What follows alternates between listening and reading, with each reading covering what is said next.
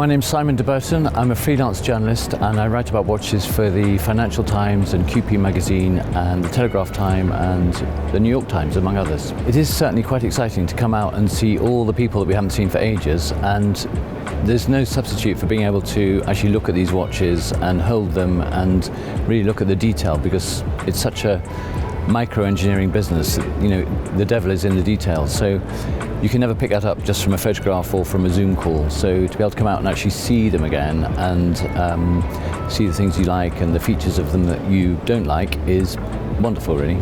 I think my standout moment of the fair so far has just arrived, actually, because I've just been to Vacheron Constantin and I've seen their reinterpretation of the 222, which is a very famous Vacheron watch from the 1970s. It was originally made in 1977. And often when brands reintroduce models that have been popular in the past and have become popular as vintage pieces, they tend to tweak them slightly or adjust them a little bit. But Vacheron's been very careful to remain completely faithful to the original design, which was created by a man called George Hisek.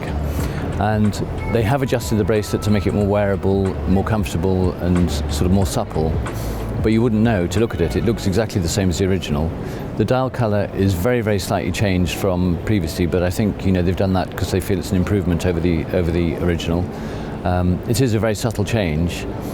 It's a wonderful looking watch, just as it was when it first came out in '77. I think the only problem is going to be getting hold of one, because it's going to be very popular, and since a vintage one now is over £100,000, the new one is around about 50, so it's pretty good value and going to be very sought after, so anyone who can get hold of one of those will probably be doing well.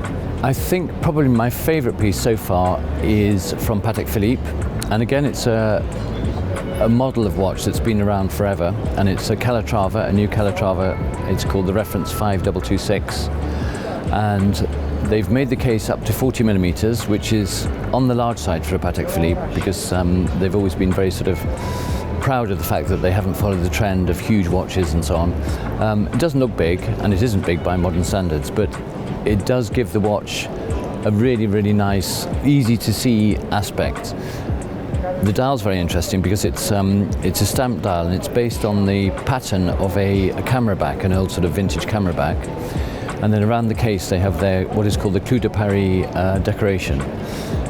And the engineering of the watch is very interesting as well, because the case back and the lugs are actually made from one piece, which makes the case itself fit on the wrist really nicely, and it makes the design very, very clean.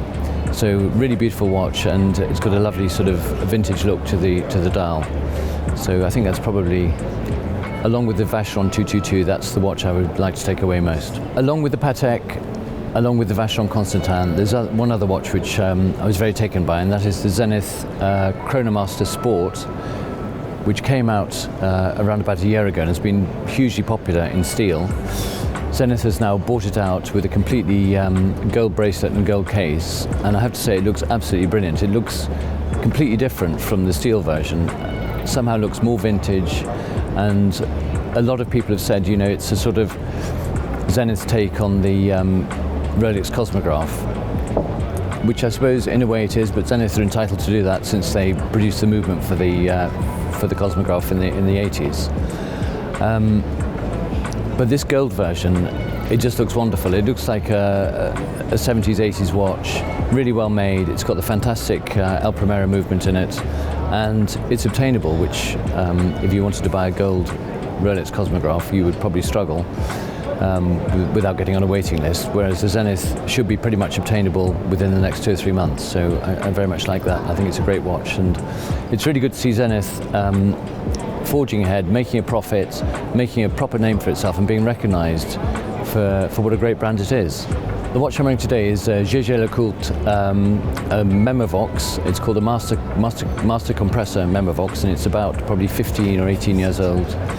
And it's a watch that was designed in the early 2000s by a young woman designer called Magali Maitreya, and she was only, I think, 25 or 26 when she designed it. Quite an interesting concept in that the crowns have got these sort of wing nuts on them, I suppose you could call them, You can wind those down to make the case waterproof. It's got a mechanical alarm on it.